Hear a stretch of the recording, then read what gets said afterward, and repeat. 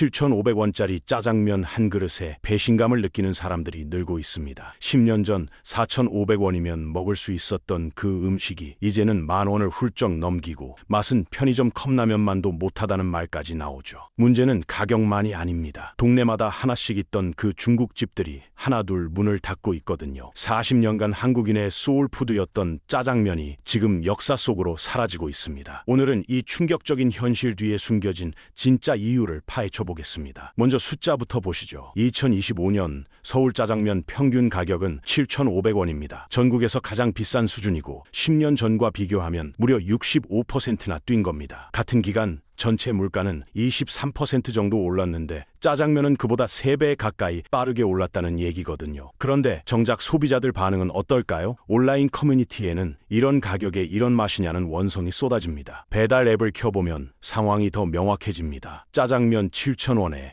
배달비 3,000원이 붙어서 10,000원이 넘어가는데 받아보면 면은 이미 퍼져 있고 소스는 식어서 굳어 있죠. 예전 그 맛은 온데간데 없습니다. 소비자들이 느끼는 건 단순한 불만이 아니라 배신감이거든요. 비싼 돈 내고 추억마저 망가지는 경험을 하는 겁니다. 더 심각한 건 이게 특정 가게만의 문제가 아니라는 점입니다. 전국 어디를 가도 비슷한 얘기가 들리고 오래된 중국집들이 계속 문을 닫고 있거든요. 일부에서는 아예 짜장면 10,000원 시대가 곧 온다는 전망까지 나옵니다. 40년 동안 굳건했던 이 시장이 지금 무너지고 있는 겁니다. 단순히 경기가 나빠서일까요? 아니면 더 깊은 구조적 문제가 있는 걸까요? 점심시간 12시 동네 중국집 문을 열고 들어가면 이상한 광경이 펼쳐집니다. 홀에는 손님이 한 명도 없어요. 테이블은 깨끗하게 정돈되어 있는데 앉은 사람은 아무도 없죠. 쥐새끼 한 마리 없다는 표현이 딱 맞는 정적함입니다. 그런데 주방에서는 분주한 소리가 들려요. 웍 돌아가는 소리, 불 올라가는 소리가 계속 나거든요. 사장님은 땀을 뻘뻘 흘리며 요리를 하고 있습니다. 대체 누구를 위한 요리일까요? 답은 카운터 위 스마트폰에 있습니다. 배달 주문 알림이 쉴 새 없이 울리고 있거든요. 모든 주문이 배달입니다. 이것이 2025년 중국집의 현실이죠. 홀 영업은 사실상 죽었고 손님들은 더 이상 가게에 오지 않습니다. 예전 중국집은 동네 사랑방 같은 곳이었습니다. 단골 손님이 들어오면 사장님이 오늘도 짜장이요 하고 물었고 졸업식 날이면 온 가족이 몰려와 탕수육을 시켜놓고 축하했죠. 회사 회식도 중국집에서 했고 짬뽕에 소주 한 잔이 직장인들의 소소한 낙이었거든요. 그런데 지금은 그런 풍경을 찾아보기 어렵습니다. 홀에 테이블이 있어도 앉는 사람이 없어요. 일부 사장님들은 아예 테이블을 치워버렸습니다. 그 자리에 배달 포장대를 놓는 게 더 효율적이기 때문이죠. 가게가 식당이 아니라 배달 전용 주방으로 변해버린 겁니다. 이 변화가 가져온 문제는 심각합니다. 홀 영업이 줄면 인건비를 아끼려고 직원을 줄이고 직원이 줄면 사장님 혼자 주방과 홀을 다 봐야 하거든요. 서비스 질이 떨어질 수밖에 없고 간혹 홀에 오는 손님이 있어도 제대로 응대하기 어렵습니다. 손님은 기다리다 지쳐서 다음부터는 그냥 배달을 시키죠. 홀 영업은 더 위축되고 배달 의존도는 더 높아지는 악순환이 계속됩니다. 더 큰 문제는 가게의 정체성이 사라진다는 거예요. 예전 중국집은 저마다 개성이 있었습니다. 어떤 집은 짜장이 맛있고 어떤 집은 짬뽕이 일품이고 어떤 집은 탕수육 소스가 특별했거든요. 단골들은 그 맛을 찾아 일부러 멀리서도 왔죠. 하지만 지금은 배달 앱에서 사진 몇 장 보고 별점 확인하고 주문합니다. 가게의 역사도 사장님의 얼굴도 그 집만의 이야기도 다 사라졌어요. 남은 건 오직 숫자뿐입니다. 평점과 리뷰 개수 그리고 배달 시간만 남았죠. 중국집이 얼굴 없는 유령이 되어버린 겁니다. 그렇다면 소비자들이 가장 불만을 느끼는 맛 문제는 어디서 시작된 걸까요? 많은 사람들이 옛날 그 맛이 안 난다고 하는데 단순히 추억을 미화하는 걸까요? 아닙니다. 실제로 조리 방식이 완전히 바뀌었거든요. 가장 큰 변화는 기름입니다. 예전 중국집에서는 라드를 썼어요. 라드는 돼지 기름인데 이걸로 볶으면 특유의 고소한 풍미가 났습니다. 짜장면의 그 깊은 맛, 볶음밥의 그 고소한 향이 다 라드 덕분이었죠. 중국 요리에서 라드는 단순한 기름이 아니라 맛의 핵심 재료였거든요. 그런데 1989년에 큰 사건이 터집니다. 우지 파동이죠. 우지는 쇠기름인데 당시 일부 업체가 공업용 쇠기름을 식용유에 섞어 판매한 사실이 드러났습니다. 나라 전체가 발칵 뒤집어졌고 동물성 기름에 대한 불신이 하늘을 찔렀어요. 라드도 동물성 기름이다 보니 덩달아 외면받았죠. 이후 중국집들은 하나둘 라드 대신 식용유를 쓰기 시작했습니다. 콩기름, 카놀라유 같은 식물성 기름으로 바꾼 거예요. 건강에는 더 나을 수 있지만 맛은 완전히 달라졌습니다. 라드 특유의 그 고소하고 진한 풍미가 사라졌거든요. 같은 레시피로 같은 재료를 써도 예전 그 맛이 안 나는 이유가 여기 있습니다. 조리 방식도 문제입니다. 진짜 맛있는 중국 요리의 핵심은 불맛이거든요. 센 불에 순식간에 볶아내야 하는데 웍이라는 커다란 중화 냄비를 불 위에 올리고 기름을 두르고 재료를 넣어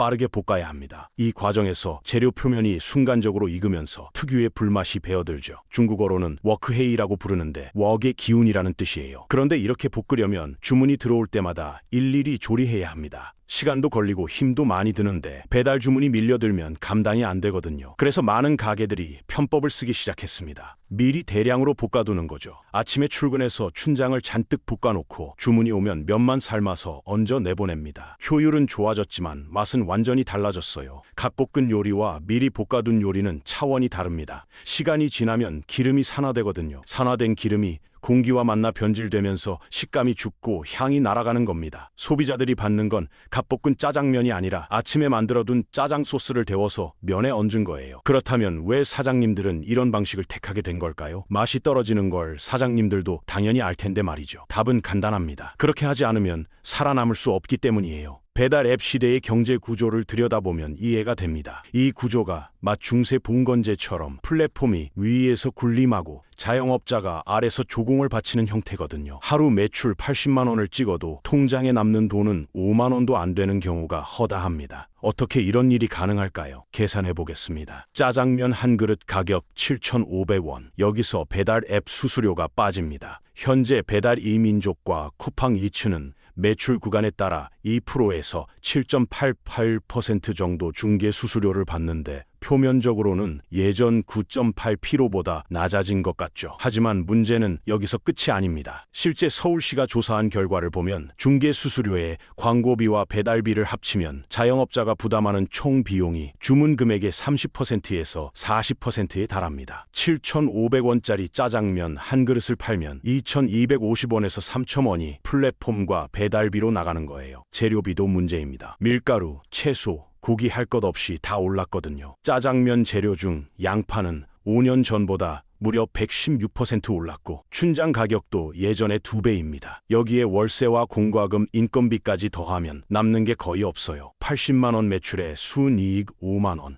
하루 종일 땀 흘려 일해도 최저 시급에 못 미치는 돈을 버는 겁니다. 예전 철가방 시대를 떠올려보면 달랐습니다. 그때 중국집 배달은 철가방을 든 배달원이 오토바이 뒤에 싣고 다녔죠. 그 시절 무료 배달은 정의였습니다. 가게에서 직접 고용한 배달원이 단골집에 음식을 가져다 주었고 서로 얼굴을 아는 사이였거든요. 배달비를 따로 받지 않아도 그만큼의 가치가 있었어요. 하지만 플랫폼 시대의 무료 배달은 완전히 다릅니다. 앱이 중간에서 수수료를 떼어가고 배달 라이더에게 건당 1,900원에서 3,400원의 비용을 지불해야 하거든요. 무료 배달이라고 해서 공짜가 아닙니다. 그 비용은 고스란히 사장님의 마진에서 빠져나가는 거죠. 정이 아니라 고통이에요. 사장님의 살을 깎는 일입니다. 그러니 어쩔 수 없이 원가를 줄여야 합니다. 좋은 재료 대신 싼 재료를 쓰고 정성껏 볶는 대신 미리 만들어두는 거예요. 맛이 떨어지는 건 알지만 그렇게라도 하지 않으면 가게를 유지할 수 없거든요. 사장님들도 어쩔 수 없는 선택을 하고 있는 겁니다. 그런데 문제는 또 있습니다. 이런 열악한 조건에서 일할 사람마저 사라지고 있어요. 중국집 주방에서 일할 사람이 점점 줄고 있습니다. 중국집 주방이 어떤 곳인지 아시나요? 한여름 주방 온도는 38도에서 40도를 넘깁니다. 불을 켜놓고 웍을 돌려야 하니 에어컨이 있어도 소용없어요. 땀이 비 오듯 쏟아지는데 그 와중에 무거운 웍을 들어야 합니다. 중화 웍 하나가 2kg이 넘고 거기에 재료를 넣으면 더 무거워지거든요. 이걸 하루에 500번 넘게 들었다 놨다 해야 합니다. 손목이 망가지고 허리가 나가고 어깨가 굳어요. 몇 년 하면 몸이 성한 데가 없습니다. 근골격 질환이 많이 생기는데 근골격 질환이란 뼈와 근육에 생기는 병을 말하죠. 실제로 조리 인력의 평균 연령이 50대에 달한다는 조사 결과도 있습니다. 이분들이 앞으로 10년 내에 은퇴하면 대체 인력이 부족해질 가능성이 매우 높습니다. 그래서 젊은 사람들이 안 하는 거예요. 힘들고 덥고 위험한데 돈을 많이 주는 것도 아니거든요. 차라리 편의점 알바를 하거나 배달 라이더를 하는 게 낫다고 생각합니다. 통계를 보면 심각성이 더 명확해집니다. 중식 조리 기능사 자격증 응시자 수가 10년 사이에 절반 이하로 줄었어요. 기술을 배우려는 젊은이가 없는 겁니다. 기존에 있던 기술자들도 나이가 들어 은퇴하면서 기술의 대가 끊기고 있거든요. 40년 된 노포 중국집들이 문을 닫는 가장 큰 이유가 여기 있습니다. 노포란 오랜 역사를 가진 가게를 말하는데 사장님이 나이가 들어 웍을 잡을 수 없는데 뒤를 이을 사람이 없어요. 자식에게 물려주고 싶어도 자식들이 안 합니다. 이 고생을 왜 하겠냐는 거죠. 돈을 많이 줘도 안 해요. 사람이 갈려나가야 유지되는 맛인데 이제 그 시스템 자체가 수명을 다한 겁니다. 서비스 품질 문제도 여기서 비롯됩니다. 숙련된 조리사가 부족하니 경험 없는 사람을 급하게 쓰거나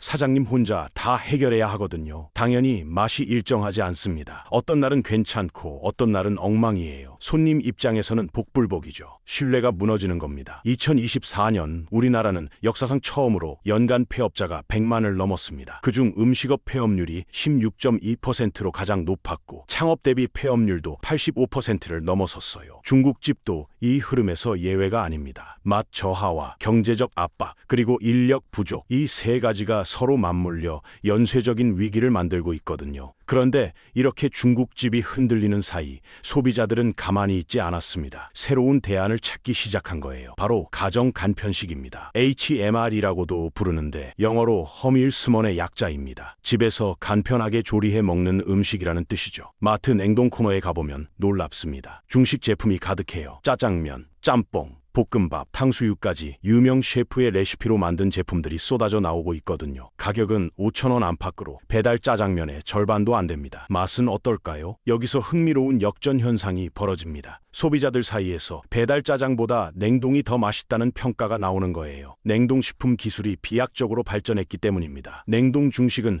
공장에서 대량 생산되는데 최적의 레시피로 만들어 급속 냉동합니다. 급속 냉동은 일반 냉동과 달라요. 영하 38도에서 40도 사이에서 순식간에 얼리기 때문에 식품 세포가 덜 파괴됩니다. 그래서 해동해서 먹어도 식감이 살아있는 거죠. 실제로 냉동 제품이 상온 제품보다 맛이 훨씬 낫다는 평가가 많습니다. 반면 배달 음식은 어떤가요? 가게에서 조리한 뒤 포장해서 오토바이로 배달되는데 빨라도 30분, 늦으면 1시간이 넘거든요. 그 사이에 면은 불고 소스는 식고 탕수육은 눅눅해집니다. 도착했을 때는 이미 최상의 맛이 아닌 거예요. 한국의 HMR 시장 규모는 2025년 약 11조 원에 이를 것으로 전망됩니다. 2022년 5조 8,500억 원이었던 시장이 불과 몇 년 사이에 2배 가까이 커진 겁니다. 특히 한국은 1인당 HMR 소비율이 세계 최고 수준이거든요. 냉동 중식 코너가 점점 커지는 건 우연이 아닙니다. 일본의 사례도 참고할 만해요. 일본도 비슷한 과정을 겪었습니다. 동네 라멘집들이 줄어들면서 냉동 라멘 시장이 급성장했고 편의점에서 파는 냉동 라멘이 웬만한 가게 라멘보다 맛있다는 평가까지 나왔죠. 한국 중식 시장도 같은 길을 걷고 있는 겁니다. 중국집 입장에서는 막막한 상황입니다. 배달 앱과의 경쟁도 힘든데 이제는 냉동식품과도 싸워야 하거든요. 가격 경쟁에서 이길 수 없습니다. 공장의 대량 생산을 동네 가게가 어떻게 따라가겠어요? 맛에서도 밀립니다. 불어터진 배달 음식으로는 갓 조리한 냉동식품을 이길 수 없죠. 소비자는 냉정합니다. 맛없는 8,000원보다 확실한 5,000원을 선택하는 거예요. 그렇다면 중국집에게 미래는 없는 걸까요? 완전히 그렇지는 않습니다. 새로운 기술이 등장하고 있거든요. 인력난과 품질 문제를 해결하기 위한 새로운 시도가 나타났는데 바로 조리 로봇입니다. 사람 대신 기계가 웍을 잡는 시대가 온 거예요. 전 세계 식품 로봇 시장은 2024년 약 3조 원에서 2034년 20조 원 이상으로 성장할 것으로 전망됩니다. 연평균 20%가 넘는 높은 성장률이죠. 삼성, LG, 한화, 두산 등 대기업부터 스타트업까지 앞다퉈 이 시장에 뛰어들고 있습니다. 국내에서는 이미 여러 조리 로봇이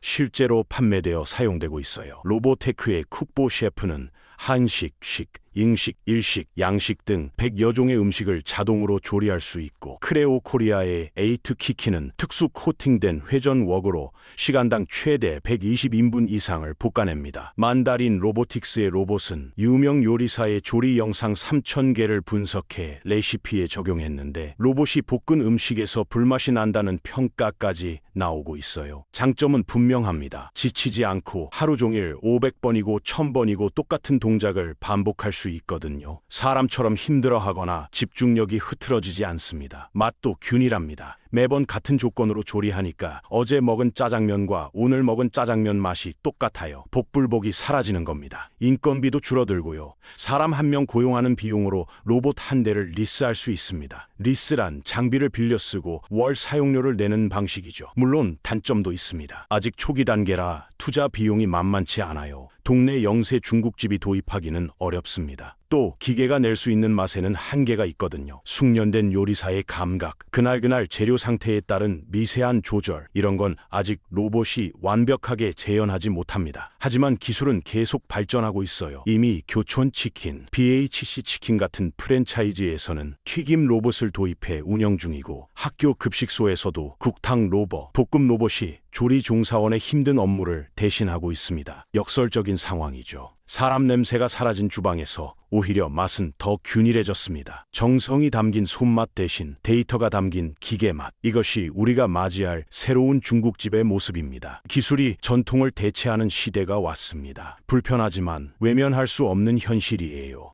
지금까지 살펴본 것처럼 중국집의 몰락은 단순한 현상이 아닙니다. 맛의 변화와 플랫폼 경제의 착취, 인력 구조의 붕괴가 있었고, HMR과 로봇이라는 새로운 경쟁자가 등장했거든요. 이 모든 것이 복합적으로 작용한 결과입니다. 앞으로 중국집 시장은 양극화될 가능성이 높습니다. 양극화란 중간이 사라지고 양끝만 남는 현상을 말하는데, 한쪽에는 초고가 프리미엄 다이닝이 자리 잡을 겁니다. 제대로 된 재료로 숙련된 요리사가 직접 볶아내는 고급 중식당이죠. 한 끼에 5만 원, 10만 원을 내더라도 그 가치를 인정하는 소비자들이 찾을 거예요. 다른 한쪽에는 저가형 자동화 매장이 들어설 겁니다. 로봇이 조리하고 키오스크로 주문받는 곳이죠. 키오스크는 무인 주문 기계를 말합니다. 최소한의 인력으로 운영되지만 가격은 저렴하고 맛은 평균 이상을 보장하는 곳이에요. 문제는 그 사이에 있던 곳들입니다. 40년 된 동네 중국집, 사장님이 직접 웍을 잡던 그 가게들이죠. 비싸지도 않고 싸지도 않은, 특별하지도 않고 나쁘지도 않은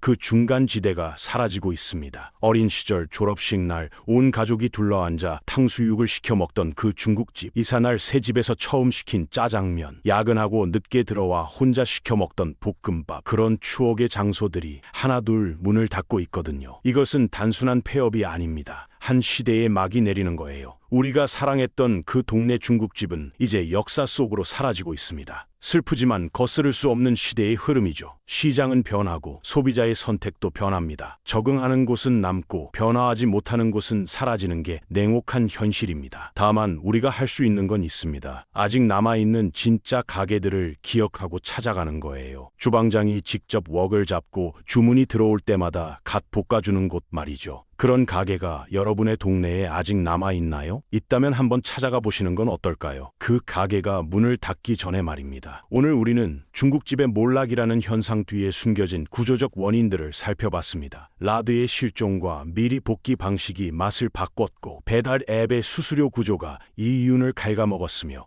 혹독한 노동 환경이 젊은 인력의 유입을 막았습니다. 그 틈을 냉동식품과 조리 로봇이 파고들고 있죠. 한국 사회에서 이 현상을 어떻게 바라봐야 할까요? 단순히 추억을 아쉬워하는 것만으로는 부족합니다. 자영업 생태계 전반의 문제, 플랫폼 경제의 그늘, 고령화와 노동구조의 변화, 이 모든 것이 얽힌 복잡한 문제거든요. 중국집은 그 상징적인 사례일 뿐이고, 비슷한 위기는 다른 업종에서도 진행 중입니다. 여러분의 동네 중국집은 아직 건재한가요? 마지막으로 짜장면을 드신 게 언제인가요?